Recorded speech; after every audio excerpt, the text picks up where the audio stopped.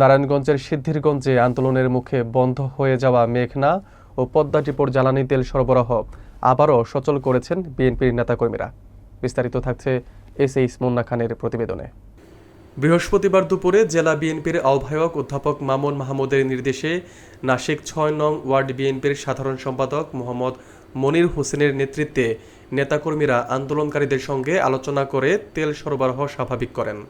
এর আগে সকালে সিদ্ধিরগঞ্জ থানা বিএনপির সহসভাপতি ও মহানগর শ্রমিক দলের আহ্বায়ক এস.এম. আসলামকে চাঁদাবাজির অভিযোগে গ্রেফতার করে পুলিশ। এতে ক্ষুব্ধ হয়ে তার সমর্থক শ্রমিকরা গোদনাইল, মেঘনা ও বার্মাস্ট্যান্ড পদ্মা ডিপোর তেল সরবরাহ বন্ধ করে দেয়। এই অবস্থায় সারা দেশে জ্বালানি সরবরাহ ব্যাহত হয়। বিষয়টি জানার পর জেলা বিএনপির নেতারা দ্রুত পদক্ষেপ গ্রহণ করেন। বিএনপি নেতাকর্মীদের মধ্যস্থতায় ডিপো দুটি আবার সচল হয়। স্থানীয়দের মতে বিএনপির নেতৃত্বে দ্রুত সমস্যার সমাধান হওয়ায় বড় ধরনের জ্বালানি সংকট এড়ানো সম্ভব হয়েছে। তোমরা যদি মনে করো যে না আমরা এইভাবে প্রতিবন্ধ করে থুমু, আমি কি তোমার লোক মারামারি করতাম? এই ডিপুতে আমার কোনো ব্যবসা আছে? আমরা কোনো খাইতেই না কেউ তোমার লোক আমগুলোকে ভাই বন্ধু কোনদিন এক কাপ চা খাইতেছি কেউ না, আমাকে একটা 4 টাকা দাও।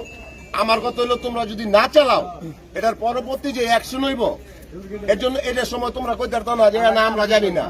প্রশাসন কিন্তু অলরেডি সকালে কে কে কি নেতৃত্ব দিচ্ছেন এবং কে কি সিদ্ধান্ত নিছেন কিভাবে ডিপো বন্ধ রাখবেন সবকিছু আপনার আগে কাছে গেছে। আমার কথা হলো এখন যদি আপনারা মনে করেন যে না আমরা আমরা আমরা কিছুই জানি না, এটা কিন্তু ঠিক না।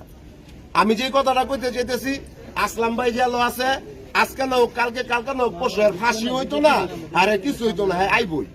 এখন হ্যার উপলক্ষে ভিত্তি করে যদি আরেকটা ঘটনা ঘটে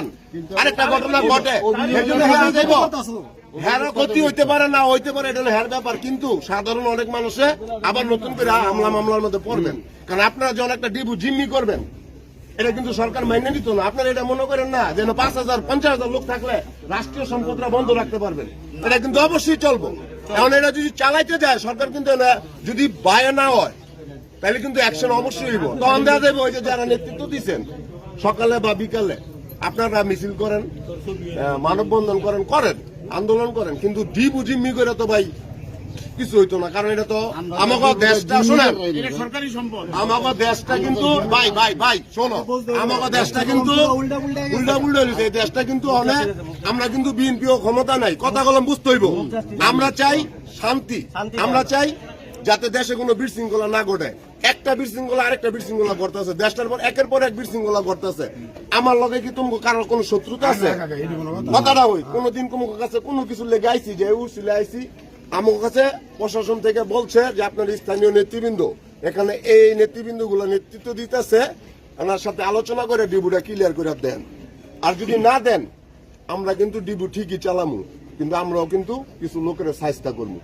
আদালতের ব্যাপার, সে বড় নেতা, সে আদালত দিয়েই আসবে। তারে আপনারা ডিবু বন্ধ করে করলে সরকার ছেড়ে দিব এরকম। এখন আইন যদি আইনের গতিতে চলে তাহলে আমার আইনের মধ্যে লড়তে হইব। এমন তো না যে স্বৈরাচার হাসিনা আটকাইছে আমরা একটু প্রতিরোধ করলাম। এটা তো অন্তর্বর্তী সরকার দেশটা চালাইতেছে। এখন এই সরকারের যদি আমরা সহযোগিতা না করি তাহলে ঘুরে ঘুরে কি হইব? এই বিশৃঙ্খলা গুলা কিন্তু এই আমাদের উপরে এবং আমাদের দলের উপরে পড়লাম।